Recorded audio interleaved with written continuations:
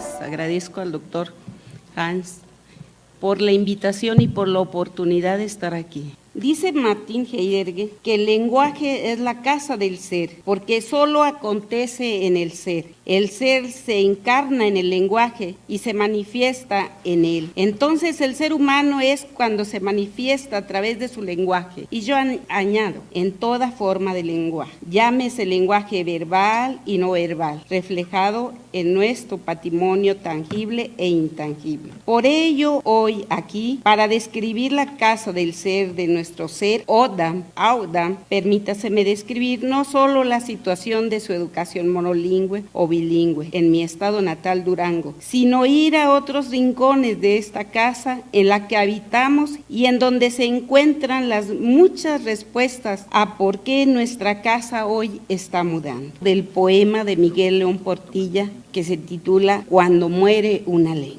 Y solo voy a leer un párrafo por cuestión de tiempo. Cuando muere una lengua, entonces se cierra a todos los pueblos del mundo una ventana, una puerta, un asomarse de modo distinto, cuanto ser vida en la tierra. De acuerdo con los datos del INEGI del 2010, la población indígena Odam y Audam asentada en el estado de Durango asciende a 26.453 habitantes. Cabe hacer mención que esta etnia es la más representativa en la entidad. En la entidad también hay hablantes de lengua wixárika y también hay una comunidad hablante de lengua náhuatl. Los Odam, como nos denominamos a nosotros mismos, habitamos en el municipio del Mezquital, en las comunidades de Santa María de Ocotán, San Francisco de Ocotán y Santiago Tenerac. Los Audam, como se define, la otra variante, habitan en las comunidades de Santa María Magdalena de Taxicarín, del municipio del Mezquital, y San Bernardino de Milpillas Chico y San Francisco de Lajas, en el municipio de Pueblo Nuevo. La educación indígena en Durango. La educación indígena en Durango, con participación de instructores originarios de las propias comunidades, inicia en 1972. Antes de esta fecha ya había escuelas primarias en la zona considerada asiento de los pueblos originarios, atendida por maestros no indígenas. Una servidora egresó de la primaria, de una de las primarias. Fuimos la primera generación que logró terminar la primaria. Antes los alumnos que ingresaban solo cursaban hasta el tercer grado, cuando más avanzaban. A nivel nacional, el servicio educativo en este ámbito inicia en 1964. En ese año solo se contaba con 2 promotores culturales bilingües, porque así nos denominaban, que era el joven Jesús Padilla Barraza, representante de la lengua Audam, y Virginia Flores, hablante de la lengua Odam, su servidora. Ambos fuimos comisionados a la comunidad de Santa María de Ocotán. El joven Barraza solo trabajó 2 meses y renunció. No le agradó el trabajo. El segundo grupo de promotores culturales bilingües se incorpora al servicio en el año de 1974. En ese momento, la política educativa hacia los pueblos indígenas era la castellanización, con el fin de homogeneizar los programas educativos. Quiero hacer mención de que nosotros, los primeros promotores, fuimos capacitados para castellanizar. En ningún momento a nosotros se nos dijo que nosotros debíamos darle importancia a nuestra lengua. La consigna era de que nosotros teníamos que castellanizar. Entonces yo, al igual que la compañera que participó en la mañana, yo también soy producto de la escuela. Yo no aprendí a leer y escribir en mi lengua en primaria, porque bueno, como ya lo dije, el maestro que nos atendía pues no hablaba la lengua materna. Es cierto, hemos avanzado. Si vemos que actualmente son aproximadamente, según los datos que me proporcionó Educación Indígena, poco más de 600 maestros. maestros. Claro que también estoy hablando de hace 40 años en que inició educación indígena en Durango. También vemos cómo en infraestructura también se ha avanzado, hay avances, cierto. Pero cabe señalar que desde el inicio del servicio el personal bilingüe hablante de la lengua Odam y Aodam ha sido insuficiente y esto lo vemos hasta la fecha. Esta situación en este año, por ejemplo, cito el dato de la escuela primaria Lázaro Cárdenas de la localidad de Los Charcos del municipio de Mezquital. Es una escuela que atiende de primero a sexto año, pero resulta que solo en esa escuela, en este ciclo, solo hay 3 maestros que hablan la lengua. Esos 3 maestros atienden los grupos de primero, segundo y tercer grado. Los grupos de cuarto, quinto y sexto son atendidos por maestros que no hablan la lengua. Y según me comenta la maestra que actualmente atiende el cuarto año, en el primer año y en el segundo año de ese grupo que ahora ella atiende en cuarto, tampoco fue atendido por un maestro hablante de la lengua. Otro ejemplo en este sentido lo encontramos en la ciudad de Durango. En la ciudad de Durango hay 3 centros educativos que atienden a los niños migrantes y nosotros acudimos a uno de ellos. Ahí para atender a 16 niños de educación preescolar, primero y segundo y tercer grados, los atiende una maestra que medianamente habla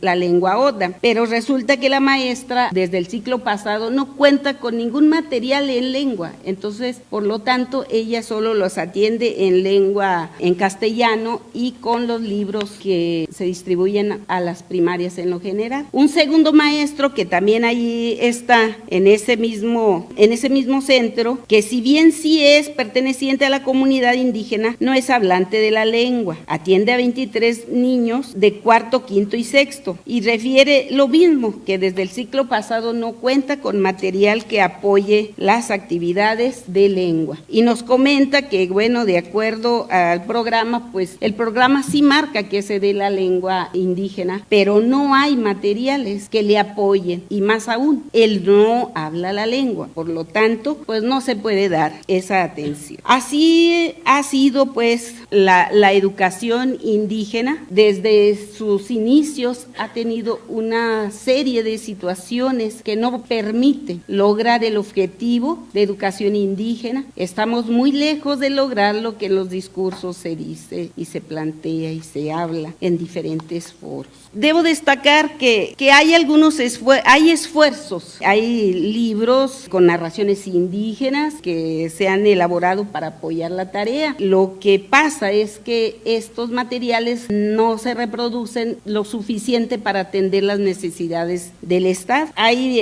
material muy poco en lengua. Me llama la atención un esfuerzo que hay en el IDEA, en donde tiene material para la alfabetización en lengua. Este es un proyecto que es a nivel nacional y que, bueno, en Durango, con esfuerzos del personal del IDEA, se cuenta con material para atender esa etapa, pero no me comenta el responsable de ese proyecto que solamente ha quedado el material en ese nivel para alfabetizar a la población hablante de Oda, más no para los otros pueblos que también existen en Durango. Esta es la situación que prevalece en Durango. Y les comentaba que desde el principio la educación ha tenido diversas situaciones que no permiten su avance, que no permiten que realmente se logre los objetivos que la educación indígena. Menciono, por ejemplo, el caso de cómo el sindicato en un momento dado intervenía para que al adscribir al personal, él pedía de las plazas una cantidad y el sindicato, claro, contrataba y contrata, tengo entendido, personal pues no hablante de lengua. ¿Y por qué? Pues porque simplemente el sindicato, el interés que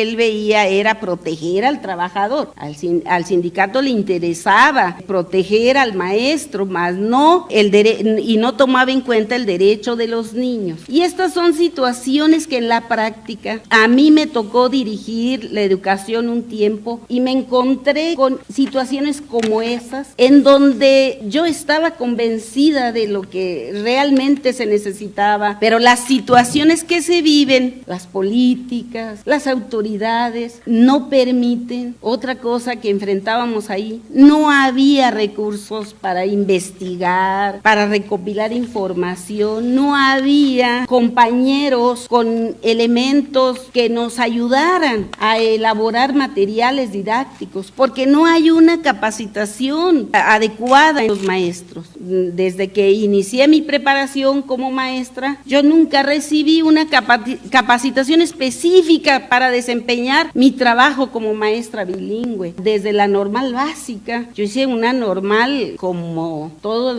el resto de los maestros. Todo eso pues no permite pues ya en la práctica sacar adelante los objetivos de la educación. Si bien es cierto que ya hay mucha base jurídica actualmente, hay leyes, hay documentos internacionales donde se habla del derecho, por ejemplo, la Declaración Universal de los Derechos de los Pueblos Indígenas de la ONU, donde dice que los pueblos tienen derecho a preservar, a transmitir los idiomas, las filosofías de los pueblos indígenas, la Ley de Derechos Lingüísticos, la reforma del artículo 2, donde México se reconoce como un país plurilingüe, está allí. Últimamente en Durango se reformaron 12 leyes, se crea la ley de consulta, del derecho a la consulta libre, previa e informada, se define a través de un catálogo las localidades consideradas de habla indígena. Sí es cierto que está todo eso, pero vuelvo a señalar, estamos lejos de que las cosas cambien en la sociedad. Si las leyes están ahí, pero no se dan condiciones favorables para su aplicación, pues esto ahí va a quedar como letra muerta. En el artículo 13 de la Ley de Derechos Lingüísticos dice que se garantizará las comunidades indígenas donde se habla la lengua para que sean atendidas por profesores que hablen y escriban la lengua de la comunidad y conozcan la cultura de que se trate. Más claro no puede ser. Creo que en ese sentido hay mucho avance. Lo que falta son políticas públicas que lleven al terreno de los hechos estos cambios para que las cosas se den. ¿Qué pasa también en las instituciones? En Durango yo me di a la tarea de revisar en algunos museos, en algunas instituciones, a ver en dónde había algo escrito en lengua. Y solamente me encontré 12 cédulas en un centro arqueológico de la Ferrería. Allí encontré que sí había en lengua de 12 cédulas. Vuelvo, y si no se dan pues condiciones, pues esto no puede llegar a materializarse. Se precisa en los resultados de la Escuela Nacional de Discriminación que el 45% de las personas pertenecientes a un pueblo originario dijo que la mayor desventaja de ser indígena es la discriminación. El Centro de Estudios Sociales y de Opinión Pública, en coordinación con la Cámara de Diputados, realizó un estudio en agosto del 2014 en el que asienta que solo el 27% de las personas entrevistadas supo el nombre de algún grupo étnico indígena presente en su entidad. De acuerdo a los datos del Coneval, el 72% de nuestra población indígena vive en pobreza, en tanto que el 27% lo hace en pobreza extrema. Este contexto, ¿cómo no entender la autodiscriminación si somos discriminados por ser indígenas y por ser pobres? Mi experiencia en la escuela primaria. En la escuela primaria yo digo y he dicho en algunos momentos que en la escuela primaria yo sentí como que las cosas, como que yo estaba viviendo en dos mundos a partir de que yo entro a la escuela. El mundo de lo que yo vivía, lo que yo disfrutaba, lo que yo escuchaba, había quedado allá en la casa de la abuela Aurelia. Y yo entro a la primaria y para mí todo era nuevo, al menos en ese momento. Imágenes, historias, vocabulario, todo era nuevo. Y aun cuando mi maestro no me prohibía que hablara la lengua, pero había muchos mensajes que me decían que lo mío entonces no valía, entonces no interesaba que lo conociera. Nunca se mencionó mi cultura, nunca se mencionó, nunca se habló de mí, de mi lengua, ahí quedó. Y eso parece que no repercute, pero al menos en mi experiencia, y yo me atrevo a decir que en la experiencia actual de muchos niños sigue pasando. O sea, nos provoca inseguridad, nos provoca desvalorar lo nuestro, nos provoca incertidumbre, confusión, y eso repercute en nuestra vida en general. A manera de conclusión voy a mencionar algunas